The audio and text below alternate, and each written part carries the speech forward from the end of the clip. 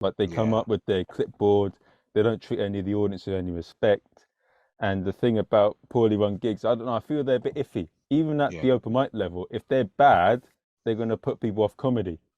yeah. That's the worry. It's always a worry when there's a bad gig, pro gig, open mic gig, anything, gong show, competition, anything that isn't well run is a serious risk to the industry in general. I think whether in your region, obviously you take it more seriously.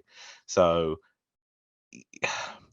if you're running a big gig with big famous TV names, and then someone sets up a little gig of open mic 3 miles down the road, you might instantly think, well, that's not a problem because it's people are getting in for free and they're not going to see anyone that's famous and it's not going to take my audience away, maybe.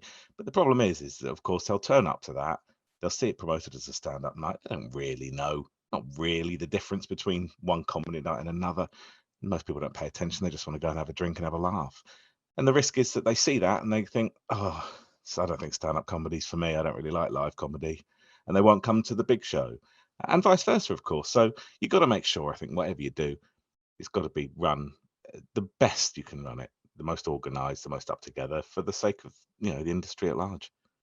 Yeah, it all adds up, doesn't it? Like little things, but people don't pay. I mean, pay attention to it. I mean, I run a small little gig, but I know that the shows are quite good because they're getting a lot of return customers, and Brilliant. they're Yeah. having a good time. Yeah. It's Great. not big, but I feel like it is doing a good job of like helping comics test their stuff out in a nice room.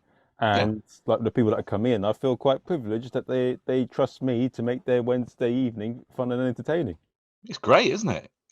That's the best way to look at it, mate. They're using up 3, 4 of the hours of their life, and they've chosen that night to trust you with those few hours, and if they come back, that's absolutely brilliant. I mean, it always surprises me when comedians run rubbish gigs. You sort of turn up and you think, well, you can get a spotlight for 40 quid. Why are we all in a fully lit pub room here, or why isn't the mic cable long enough to reach this side of the stage or whatever, and comedians know what they need to deliver a brilliant performance to an audience. And when they turn up at someone else's gig and they hopefully they say, oh well, can we just have that a table for a drink, or can we have that mic cable a little bit longer, or so when they come and set up their own gig, you'd hope that they'd have it perfectly set up. I mean, obviously, there are some promoters out there that have never done stand up in their life and they just whack any old show together and think it'll generate some income. But yeah, when a comic does it, it's got to be perfect, surely. Hmm. They've got I, the